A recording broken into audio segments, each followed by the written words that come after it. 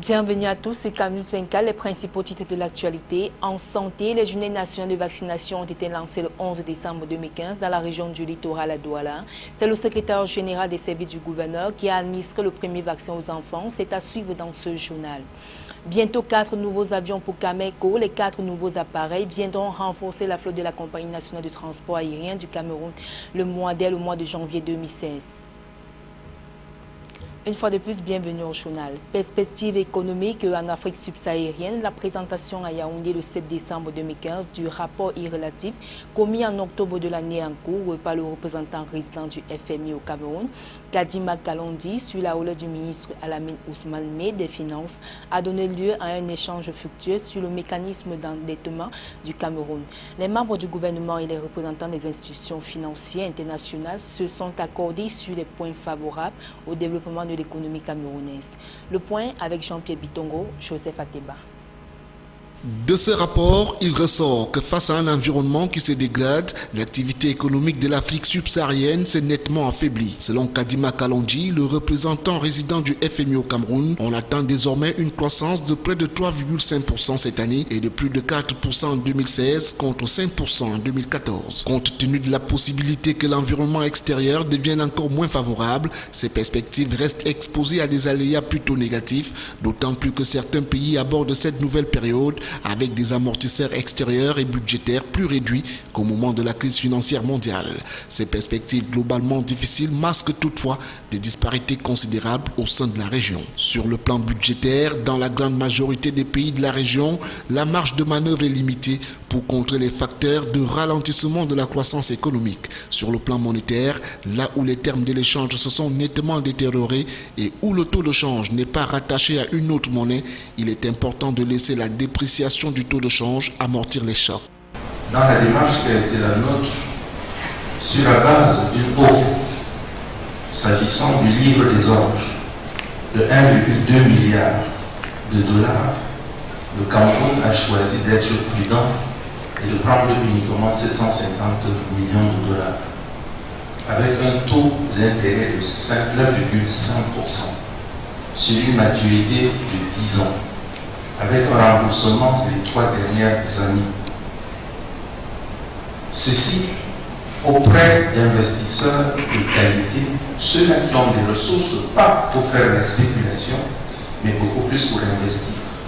Concernant le Cameroun, l'économie a fait preuve de résilience avec le taux de croissance qui reste supérieur à 5%, l'inflation qui reste modérée. Aussi, la chute des recettes pétrolières a été en partie atténuée par l'augmentation des autres recettes. Toutefois, l'a fait remarquer le représentant résident du FMI, le déficit budgétaire continue de s'accroître avec les ressources génératrices de dette. D'où la question du ministre Louis-Paul Motazé de l'économie de savoir ce que doit faire le Cameroun qui, de par sa graduation, peut s'endetter beaucoup plus cher tout en veillant sur la qualité des projets à financer. En réaction, le représentant résident du FMI au Cameroun ne dit pas non à l'endettement, mais il conseille de s'endetter de manière soutenable, comme vous l'avez dit, c'est-à-dire faire des arbitrages sur les sources de financement, mais aussi sur l'usage du financement, afin de ne pas nécessairement financer des projets qui n'ont pas une rentabilité à terme et qui donc ne viendraient pas permettre au pays de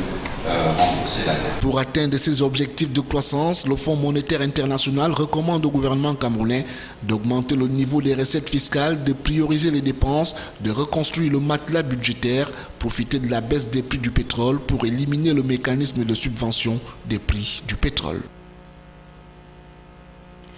Deuxième tour des journées nationales de vaccination, couplé à la semaine d'action de santé de nutrition infantile et maternelle. Le lancement des vaccinations a eu lieu hier 11 décembre 2015 à Douala, à Bonabéry, dans l'arrondissement de Douala 4e. C'est le secrétaire général des services du gouverneur de la région du littoral qui a donné le coup d'envoi en administrant le premier vaccin aux enfants de 0 à 59 mois. Reportage Éric Tichieu, Josué Ngonga.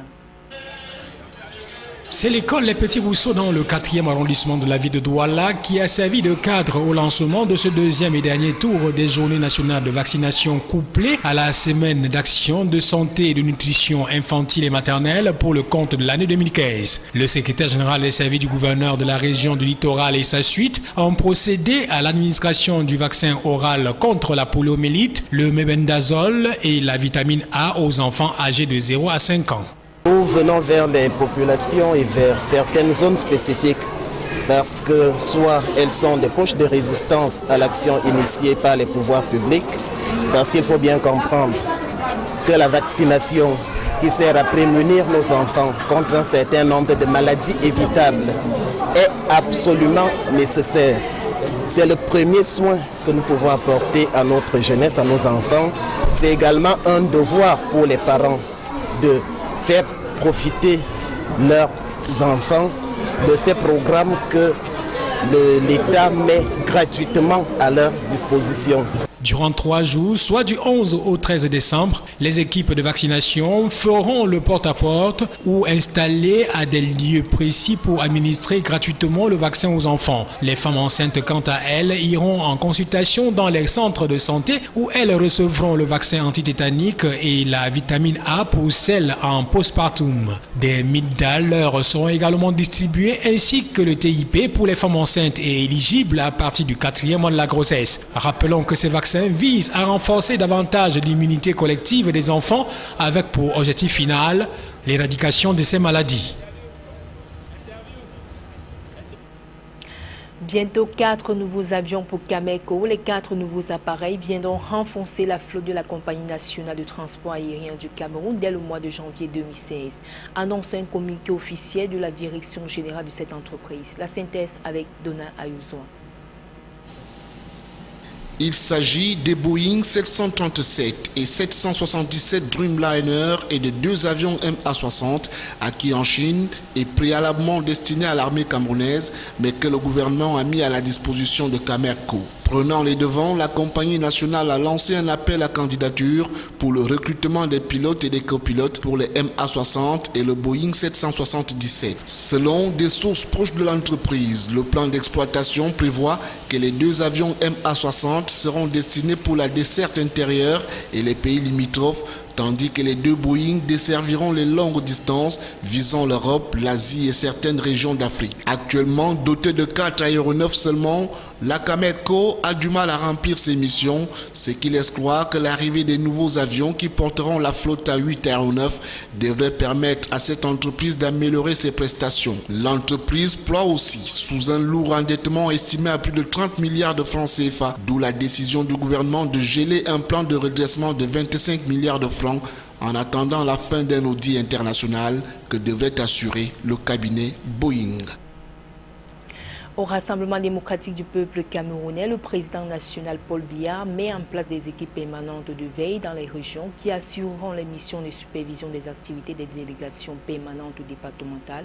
Jean Koueti, secrétaire général du comité central du parti au pouvoir, a rendu public le 10 décembre 2015 l'importante décision signée la veille par Paul Biya et portant nomination des chefs de délégation, membres et chargés des missions des délégations permanentes régionales du comité central. Le compte rendu de Jean-Pierre Bitongo, Marcel Vondoabe.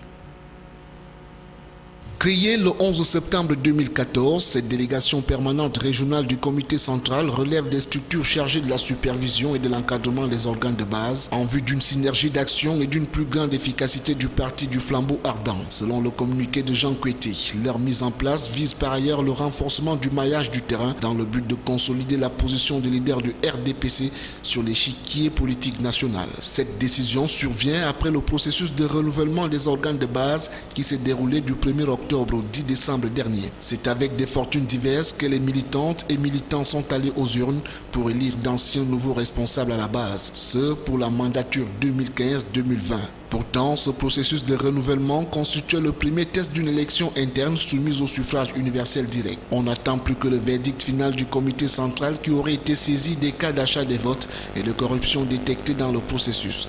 Étant donné que le RDPC aura à organiser un congrès en 2016, sans oublier les élections municipales, législatives, sénatoriales et présidentielles qui devront se tenir en 2018. Pour le moins, les délégations permanentes régionales du comité central ainsi mises en place sont supervisées par des chefs de délégation. Pour ce qui est de la région de l'Adamawa, Mohamedou Abo Ousmanou en est le chef de délégation. L'honorable Jean-Bernard Ndongue-Somba a été nommé pour le centre. À l'est, c'est le président de la Chambre d'agriculture, Janvier Mongi Sosomba. Le président de l'Assemblée nationale, Kava Yege Djibril, est le délégué permanent de l'extrême nord.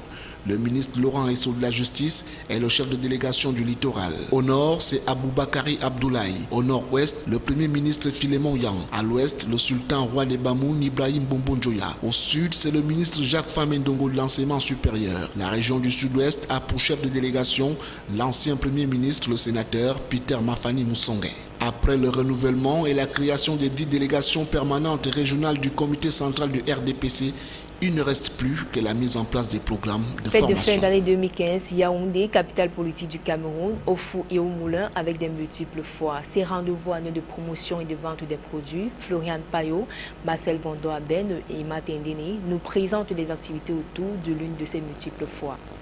Comme il est de coutume chaque année, à l'approche des fêtes de fin d'année, la foire syrienne a déjà pris ses quartiers à la place de la voirie municipale pour exposer les produits typiques de ce pays oriental. Dans les différents stands, on peut apercevoir rideaux, meubles, accessoires et décorations, vêtements pour femmes, hommes et enfants, chaussures, lingerie, bijoux et autres parfums. Chaque année, il y a de nouvelles. Il y a d'arrivage. Par exemple, les habits, chaque année, il y a nouveaux modèles, nouveaux styles.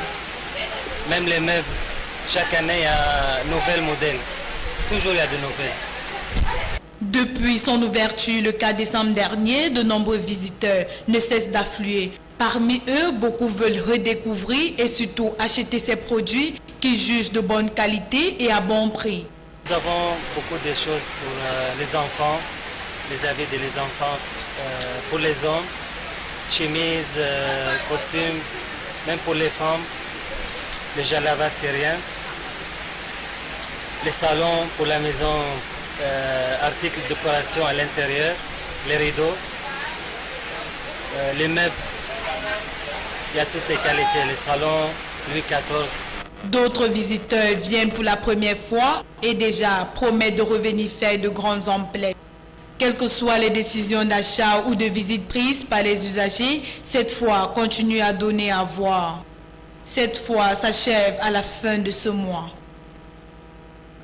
Ce journal tire à sa fin. Merci à tous de l'avoir suivi. Excellente suite des programmes en notre compagnie.